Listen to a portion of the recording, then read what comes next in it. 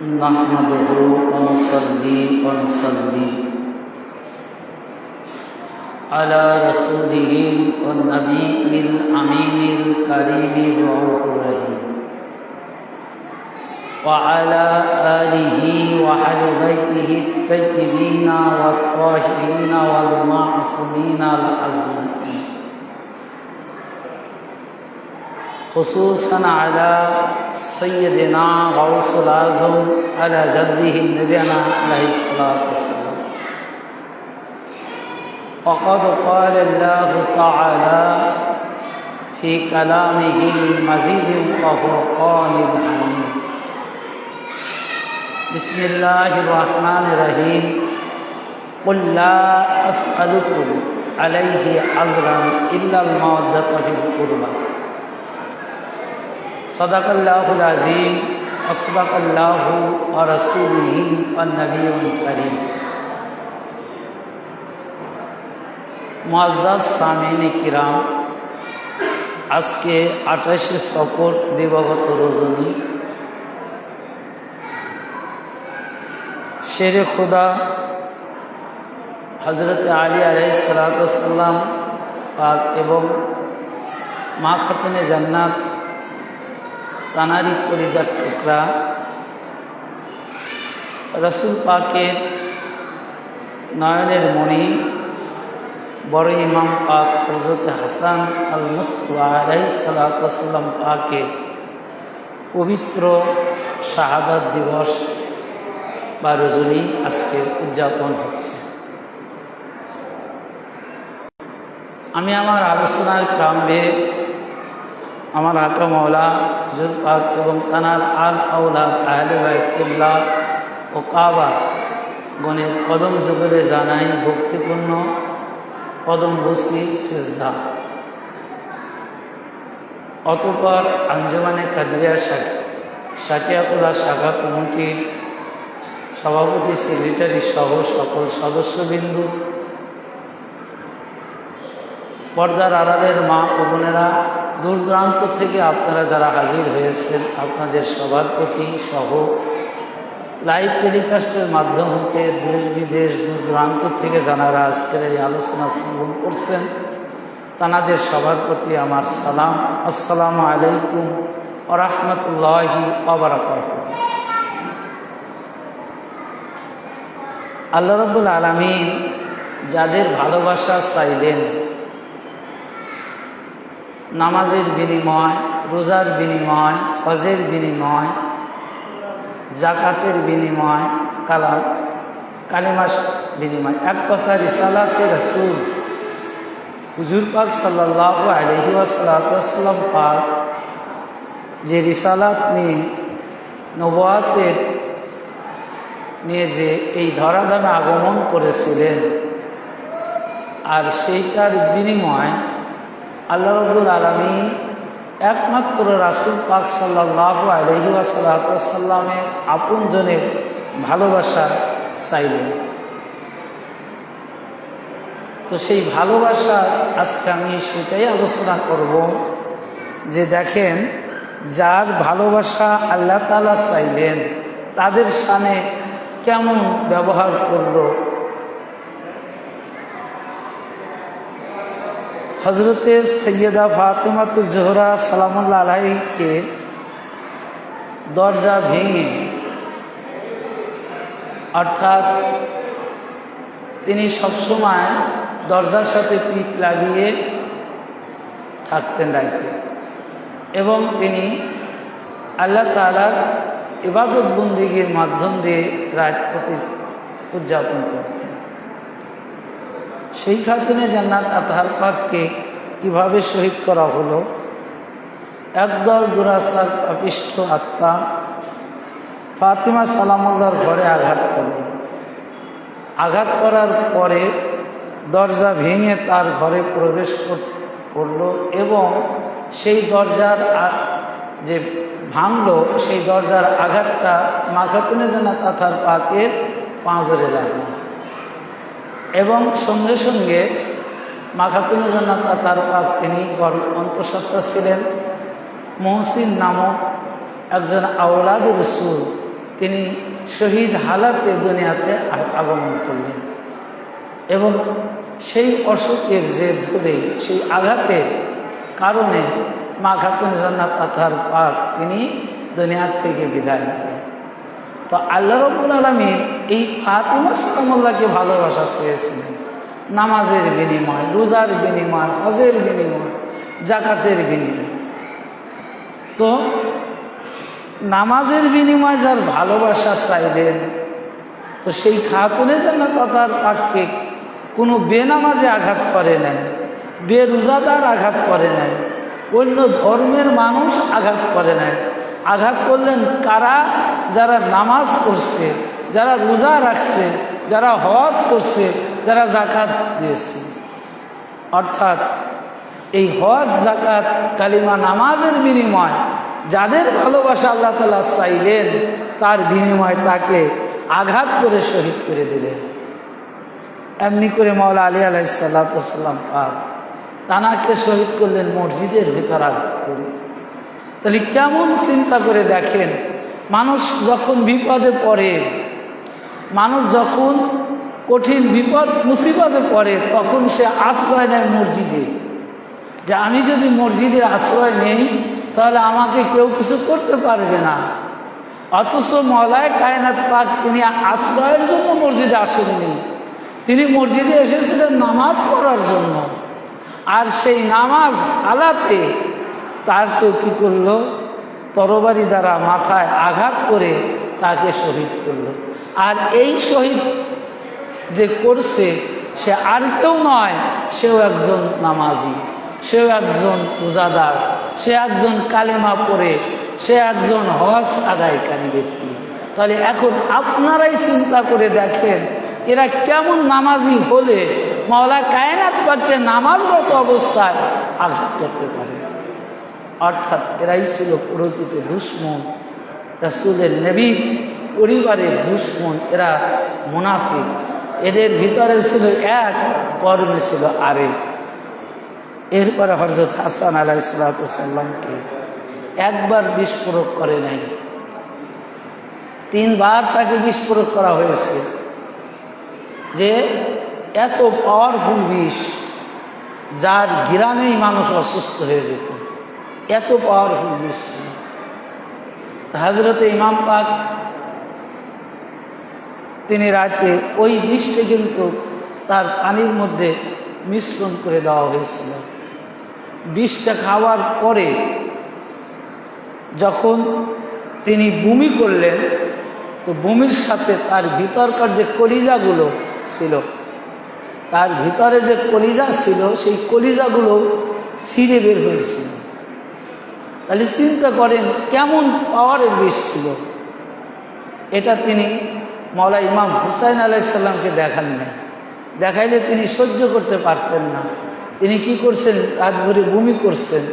বমি কি করছেন? তিনি পাত্রে আড়াল করে রেখেছিলেন, যে তিনি এটা ভাবেছিলেন যে আমার এই বমি যদি দেখে, মানে বমি তো নয়, বমির সাথে যতটা বমি না হয়েছে তার চেয়ে বেশি তার ভিতরকার কলিজাগুলো টুকরা টুকরা হয়ে বের হয়ে গেছিল, যে এত পাওয়ারফুল বিষ ছিল। তা হযরতে ইমাম পাক ছোট ইমাম পাককে ডাকলেন। যখন তিনি আর পড়াইতে পারলেন না, যখন তিনি বুঝতে পারলেন যে এটাই আমার শেষ রজনী, আর তিনি যখন এটা একবারে চিরন্তনভাবে সত্যকে তিনি বুঝতে পারলেন যে আমি আর ফজর পাবো কিনা, যখন এরকম আশঙ্কা হয়ে গেল, তখন হযরত ইমাম হুসাইন আলাইহিস সালাম পাককে তিনি ডাকলেন। ডাকার পরে তিনি বললেন যে দেখো ভাই, আমাকে বিষ প্রয়োগ করা হয়েছে, তো আমি দেখতে পাচ্ছি যে আমার জন্য আমার নানা, আমার বাবা, তানারা অপেক্ষমান রয়েছে, আর কিছুক্ষণের মধ্যে আমি তাদের সঙ্গে দিদারে চলে যাব। তো একটি কথা হলো কি, সেটা হলো এই যে আমার হত্যাকারী যিনি আমাকে বিষ প্রয়োগ করেছে, তুমি তাকে কিছু বলো না। আমি যেহেতু তাকে কিছু বলি নাই, তুমিও তাকে কিছু বলো না। এই কথা বললেন এবং বেলায়েত যে বস্তুটা মূল পাওয়ার, সেই বস্তুটা ট্রান্সফার করে ইমাম হাসান আলাইহিস সালাম পাক তিনি সেই রাত্রে শাহাদত লাভ করলেন। এই শাহাদতটা ছিল যদিও বিস্ফোরকে, এর মধ্যে গোপন শাহাদতটা ছিল উম্মতি মুহাম্মাদের কি করা, কল্যাণকর এবং মুক্তির জন্য। তাই ইমাম পাক শাহাদত লাভ করেছেন, এই পর্যন্তই তারা ক্ষান্ত হয়নি, তাকে বিস্ফোরকে শহীদ করে ক্ষান্ত হয়নি। তারপরে কি করছে, তার সেই তাবুত পাক যেটা মধ্যে বহন করে ইমাম হাসান আলাইহিসসালাম পাকে রওজা মোবারকে নিয়ে যাবেন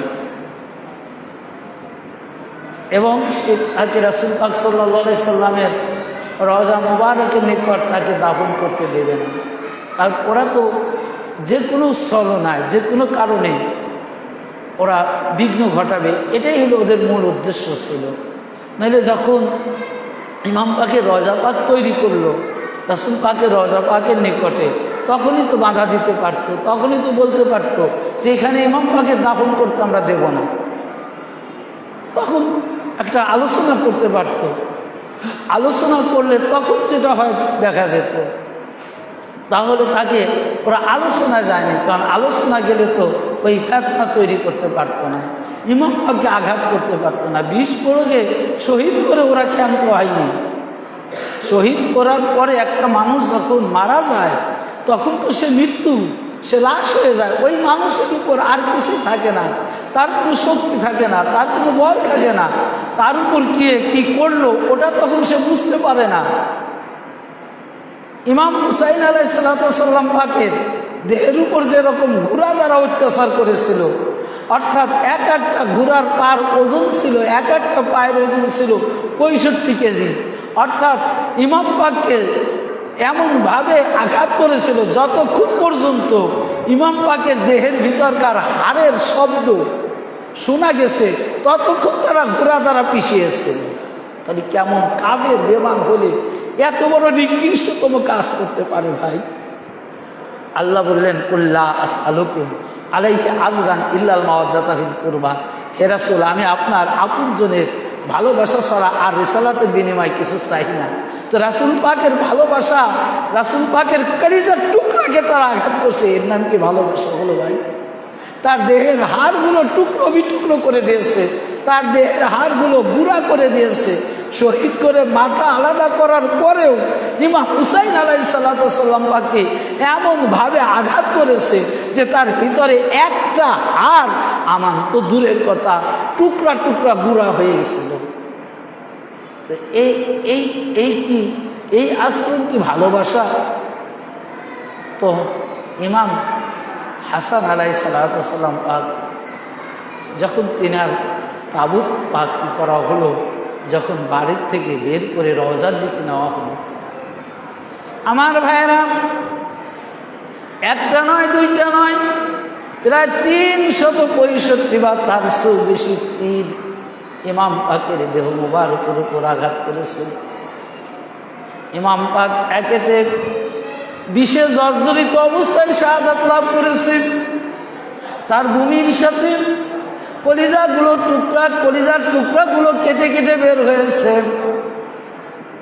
এবারে যখন ওই তাবুত পাককে লক্ষ্য করে তীরের উপর তীর যখন মারা হলো, ছোট ইমাম পাক তখন হুকুম দিলেন যে চলো আমরা আমার ভাইকে নিয়ে ভিতরে যাই, এখানে থাকলে আমার ভাইয়ের দেহ মুবারক টুকরা টুকরো হয়ে যাবে, আমার ভাইয়ের দেহ মুবারক কোনো আমান থাকবে না।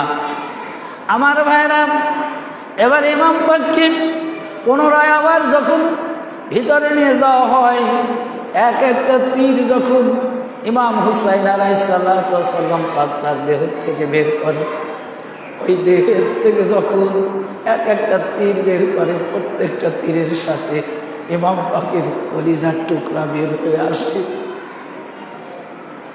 যখন তীরগুলো বের হয়ে যায়, এখন ইমাম পাকের কাপড়ের কাপড় যেটা ছিল ওটা অনুপযোগী হয়ে গেছে, ওটা দ্বারা আর দাপন করার মতন কোনো ব্যবস্থা ছিল না। ইমাম পাক তিনি কি করলেন, তানার যে দাপনের কাপড়টা ছিল ওই কাপড়টা নিয়ে এসে অনেক সময় কান্না করলেন। খুব কান্না করলেন ছোট ইমাম পাক, যে কান্না করতেছেন যে হায়, এই যে এখানে একটা शब्बीर ने जब लाश उठाने को मगाया ताबूत हसन का, रोते हुए कादे फरिश्तों ने उठाया ताबूत हसन का। এই জায়গায় সুন্দর করে এই নাহপাকের মধ্যে ইমাম হাসান আল মুস্তফা আলাইহিস সালাম পাকের দেহ মুবারকের সাথে কেমন কিভাবে কি ব্যবহার করেছিল সেইগুলো তুলে ধরেছে। তো ইমাম পাক তখন ছোট ইমাম পাক অর্থাৎ হুসাইন আলাইহিস সালাম তার যে দাপন কাপড়ের যে কাপড়টা ছিল ওইটা বের করে নিয়ে এসে তিনি খুব কাঁদলেন, এবং কাঁদার পরে তিনি বললেন যে ভাই, আজকে আমি তোমার পাশে থাকার কারণে আমার দাপনের কাপড়টা দিয়ে আমি তোমাকে আবার পুনরায় দাপনের ব্যবস্থা করছি, কিন্তু আমার লাশ এমন একটা জায়গায় থাকবে, এমন একটা অবস্থা তৈরি হবে, সেখানে আমার কোনো আপনজন থাকবে না, আমার কোনো দাপনের কাপড়ের কোনো সুব্যবস্থা থাকবে না, আমাকে বেদাপন অর্থাৎ কাপড় অবস্থায় আমাকে দাফন করা হবে। যেমন এখানে বলা হয়েছে, দেখেন যে বলতেছেন যে ফরিয়াদে রাব্বে আকবার বেগৌরু বে কাপন হায়, লাগতে দিলে পায়াম্বার বেগৌরু বে কাপন হায়। এটা হযরত জাইনব সালামুল্লাহ তিনি বলতেছিলেন যে আজকে আমার ভাই ইমাম হুসাইন, যিনি ইসলামের মূল ভিত্তি, যিনি রাসূল পাকের কলিজার টুকরা, যিনি আল্লাহর প্রিয় বস্তু, আজকে সেই ইমাম হুসাইন আলাইহিস সালাম পাকের পবিত্র দেহ মুবারক কারবালার মহল্লাতে পড়ে আছে, অথচ তার দাপনের কাপড় নেই, অথচ তার কাপড়ের কাপড় নেই। এটা মা জাইনব সালামুল্লাহ তিনি বলছিলেন। তারপরে দেখেন ভাই ইমাম পাকের এখানে কি বলছে, ये क्या हो गया आए इमाम हसन, लाश पे तीरे जफा, लाश पे तीरे जफा हाय इमाम हसन, जुलूम ये कैसा किया हाय इमाम हसन। যে ইমাম হাসান আলাইহিস সালামের দেহ মুবারকের কথা এই নাম মাতাম পাকের মধ্যে তুলে ধরছে, যে এমন একটা দৃশ্য, এমন একটা করুণ অবস্থা তৈরি করছে, এই দৃশ্যটা কোনো মানুষের সাথে করে না। কারণ জানারা রাহমত, জানাদের জন্য আল্লাহ তাআলা এই কুল কায়নাত সৃষ্টি করেছে, জানারা জান্নাতের বাদশা, জানারা জান্নাতের সর্দার, তাদের সাথে কি বলতেছে, আহ এ কিয়া হো গায়া হায় ইমাম হাসান, লাশ পে তীরে জাপা, যে তার দেহ মুবারকটা, তার তাবুত পাকের মধ্যে এত তীর লেগেছে, এত তীর যে বৃষ্টির ন্যায় তীরে তার দেহটা ঝাঁঝরা করে দিয়েছে।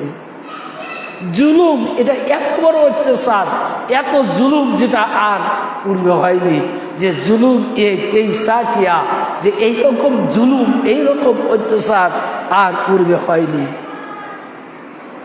আহলে দাগা কাসালা আয়ে ইমাম হাসান, যে আহলে দাগা, যে দাগ মানে কঠিনতর কঠিন, যে ইমাম পাককে তারা এত কঠিন অত্যাচার নির্যাতন করছে, যেটা আসলে ইতিহাসের আলোকে যে আমরা যেটা জানি যে এইরকম কোনো মানুষের এরকম হয় না।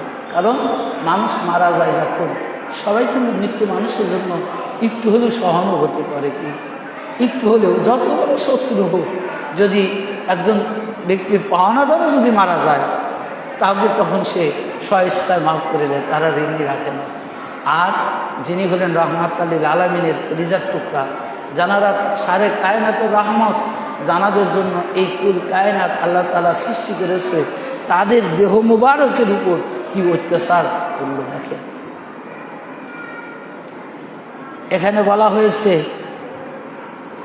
জাহের কি জাহারে হিলাল কর দিয়া দিল কিয়া টুকরে তেরা, আহ এ জুলুম ও জাপা জিসকো নেহি ইন্তেহা।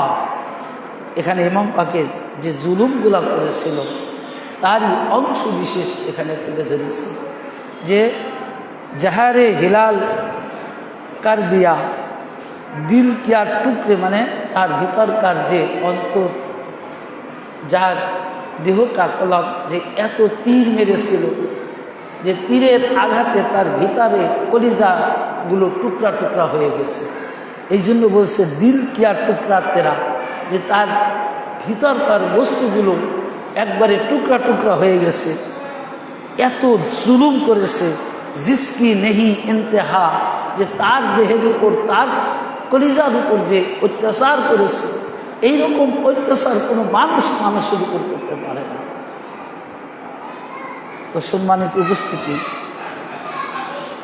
আজকে ইমাম পাকের, বড় ইমাম পাক তানার শাহাদাত রজনী, আজকে একমাত্র আমরা যারা তার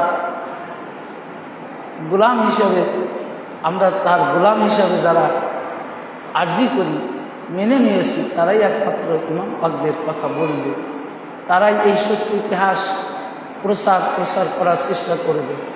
আর যারা তার শত্রু, তারা সেই দিন থেকে তারা চেষ্টা করেছে অদ্যবধি পর্যন্ত, কিয়ামত পর্যন্ত তারা চেষ্টা চালিয়ে যাবে যে ইমাম পাকদের আহলে বায়তের কোনো শান যেন প্রচার না হয়। কারণ ওদের ইচ্ছা ছিল যে ইমাম পাকদের এই আহলে বায়েত নবী পরিবারকে যদি ধ্বংস করে দিতে পারে, শেষ করে দিতে পারে, তো ওদের যেটা মনের মূল ইচ্ছা ছিল সেটা হলো কি, যে ইসলামটাই শেষ করে দিতে হয়ে যাবে।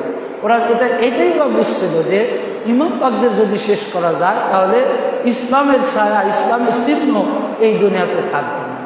তাহলে ওরা মূলত রাসূল পাকের শত্রু নয়, মূলত আহলে বায়তের শত্রু না। আহলে বায়তের তো শত্রু আছে এবং ইসলামের মূল শত্রু। আর এই ইসলামের শত্রুতাই আহলে বায়তের সাথে ওরা প্রকাশ্যে প্র্যাকটিক্যালি করে এটা প্রমাণ করে দিয়েছেন যে আমরা শুধু ইমাম পাকদের শত্রু না, আমরা নবী এবং নবীর যে ধর্ম, যে ইসলাম, এই ইসলামেরও শত্রু। তাই শয়তান যখন মানুষের ধোঁকা দিবে, এই শয়তান কিন্তু ইসলামের মধ্যে প্রবেশ করবে মুসলিম সেজে।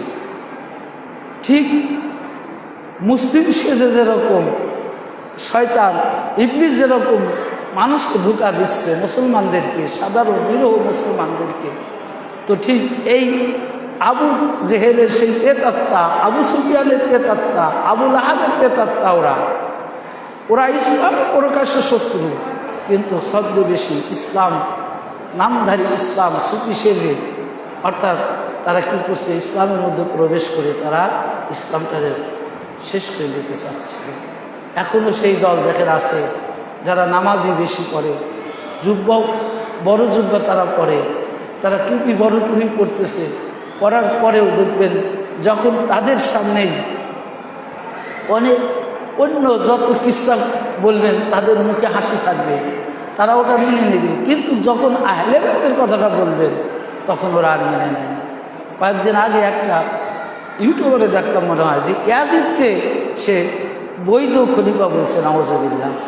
ইয়াজিদকে সে বলছে যে সে একজন ভালো মানুষ, মানুষ মাত্রই ভুল করে, অর্থাৎ ইয়াজিদ সেই ভুলের মধ্যেই গণ্য, সে ভুল করেছে, সে ভুলের জন্য আল্লাহর কাছে তওবা করে আল্লাহ মাফ করবে, নাউজুবিল্লাহ।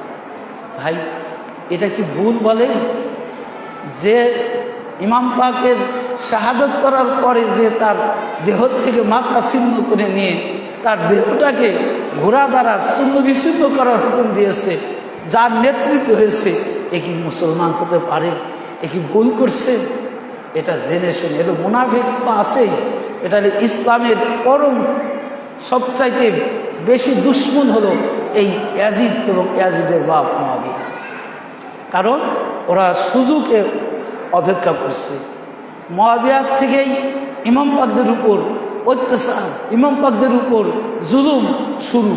কিন্তু মানে ওরা সুযোগটা পায়নি, যখন সুযোগ পেয়েছে তখন সেটা কাজে লাগিয়েছে। তো সেই জন্য বড় ইমাম পাক, যিনি জান্নাতের সর্দার হবে, যিনি জান্নাতের বাদশাহ, অথচ তাকে বিষ প্রয়োগে এই দুনিয়ার থেকে বিদায় তো করছে, তারপরেও তার তাবুক পাকের সাথে যে ব্যবহারটা করেছে, যে আচরণটা করেছে, পৃথিবীর ইতিহাস এটা সাক্ষ্য দেয় যে এইরকম জঘন্য কাজ আর পূর্বে হয়নি, পরেও আর হয়নি। মৃত্যু ব্যক্তির সাথে কোনোদিন কেউ খারাপ আচরণ করে না, কিন্তু ইমাম পাকের সাথে যেটা করেছে, আর যার ভালোবাসা আল্লাহ স্বয়ং চাইল, কুল্লা আসআলুকুম আলাইহি আজরান ইল্লাল মাওয়াদ্দাতা ফিল কুরবা, যে হে রাসূল আপনি বলে দিন আমি রিসালাতের বিনিময়ে একমাত্র আপনজন, আপনার আপনজনের ভালোবাসা ছাড়া আর কিছু চাই না। তো সেই ভালোবাসা কি দেখে, এটাকে ভালোবাসা বলে? যার হৃদয়ের যার প্রতি ভালোবাসা থাকে তার বিপদে আপনি স্থির থাকতে পারবেন না, তার বিপদ দেখলে আপনি বিপদে পড়ে যাবেন, তার বিপদে আপনি আগায় যাবেন। আর তারা কি করছে? তো সেই জন্য আজকে আমরা এই জন্য আমরা কি যে ভাগ্যবান যে মহান আল্লাহ রাব্বুল আলামিন আমাদের আপনাদেরকে ইমাম পাকের গোলামি করার যে সুযোগটুকু দিয়েছে, এটাই আমাদের জন্য বড় পাওনা হয়। এই দুনিয়ার সম্পদ আজকে আপনি যার জন্য এত শ্রম দিচ্ছেন, যে সম্পদ তৈরি করবেন, রেখে যাবেন, আপনার মৃত্যুর পরে তারাই আপনাকে ভুলে যাবে। আর ইমাম পাকদের মহব্বত যাদের হৃদয়ে থাকবে, রাসূল পাক তাদের সঙ্গে তো হাদিস বলছে তাদের নিয়ে আল্লাহ নবী জান্নাতে পিকনিক করবে, এই হাদিস তো আছেই। তারপরেও ইমাম পাকদের যারা আশেকান হবে, ইমাম পাকদের যাদের হৃদয়ে ইমাম পাকদের ভালোবাসা থাকবে, তাদেরকে খুঁটে খুঁটে বের করে একটা আশেকান ইমাম হুসাইনকে জান্নাতে না দেওয়া পর্যন্ত তারা কি থাকবে, তারা খুঁজে বেড়াবে রোজ মাহশরের দিন। এটা চিরন্তন সত্য কথা যে তারা তো পিকনিক করবেই, আশেকানে ইমাম হুসাইন যারা থাকবে তাদের নিয়ে তো আল্লাহ নবী পিকনিক করবে। তারপরেও তারা ততক্ষণ পর্যন্ত খুঁজতে থাকবে, ততক্ষণ পর্যন্ত আল্লাহর দরবারে সিজদায় করে থাকবে, যতক্ষণ না আশেকানে হুসাইন অর্থাৎ ইমাম পাকদের প্রেম ভালোবাসা যাদের হৃদয়ের মধ্যে থাকবে, তাদেরকে জান্নাতে না দেওয়া পর্যন্ত ইমাম পাকরা অন্য কাজে কোনো দিক মনোযোগ দেবে না, তাদের জন্য সার্বক্ষণিক বেচারাই থাকবে। সেই জন্য ভাই, এই দুনিয়াটা আসলে মহৎ দুনিয়া। এই যে শয়তানের চক্রান্ত, আজকে দেখেন যে শয়তান সে যে অর্থাৎ আমাদের ভিতর ঢুকে, তারা নামাজের কথা বলে, রোজার কথা বলে, হজের কথা বলে, জাকাতের কথা বলে, সব কিছুর কথাই বলে, কিন্তু আহলে বাইত নবীর পরিবারের সাথে যে প্রেম ভালোবাসা রাখা লাগবে এই কথাটা কিন্তু তারা কেউ বলে না। দেখবেন যারা তাবলীগ করে খোঁজ নিয়ে দেখবেন যে বলে কিনা, আমার ওয়াজ যে বিশ্বাস করবেন তা নয়, আপনারাও জ্ঞানবান, আপনারা এই জ্ঞান দ্বারা যাস্তি করে দেখবেন যে এখনও যদি মুআবিয়ার লানত দেওয়া যায়, যারা মুআবিয়ার পক্ষে তাদের মুখখানা কালো হয়ে যায়, তারা মানে নেয় না, নাউজুবিল্লাহ কয় কি কয় এ শিয়া। আরে ভাই, আমরা শিয়াটা কোন শিয়া? যে শিয়া আল্লাহ তাআলা চেয়েছে, যে শিয়া হওয়ার জন্য আল্লাহ তাআলা ভালোবাসা, যাদের ভালোবাসা আল্লাহ চেয়েছে, তো তাদের ভালোবেসে আমরা শিয়া হবো, এটা আমাদের কোনো অসুবিধা নেই। এই জন্য শেষ কথা, ইমাম শাফি রহমতুল্লাহ আলাইহ তিনি বলেছেন যে আমি যদি ইমাম পাকদের ভালোবেসে শিয়া হই তাহলে আমি শিয়াই হয়ে ধন্য, ইমাম পাকদের আহলে বায়াতের ভালোবেসে আমি যদি রাফিজি হই তাহলে আমি রাফিজিই ধন্য। তবু আমি ইমাম পাকদের ভালোবাসবো, আহলে বায়াতকে ভালোবাসবো। তো এই আহলে বায়াতের ভালোবাসা এটা প্রত্যেকেরই কপালে জুটবে না, তাদের কপালেই জুটবে যারা সৌভাগ্যবান। মহান আল্লাহ রাব্বুল আলামিন আমাদের আপনাদের সবাইকে ইমাম পাকদের গোলামি করে এই দুনিয়ার জিন্দেগি থেকে শেষ বিদায় নেওয়ার তৌফিক দান করুন। সবাই বলুন আমিন। আমার তৌফিক।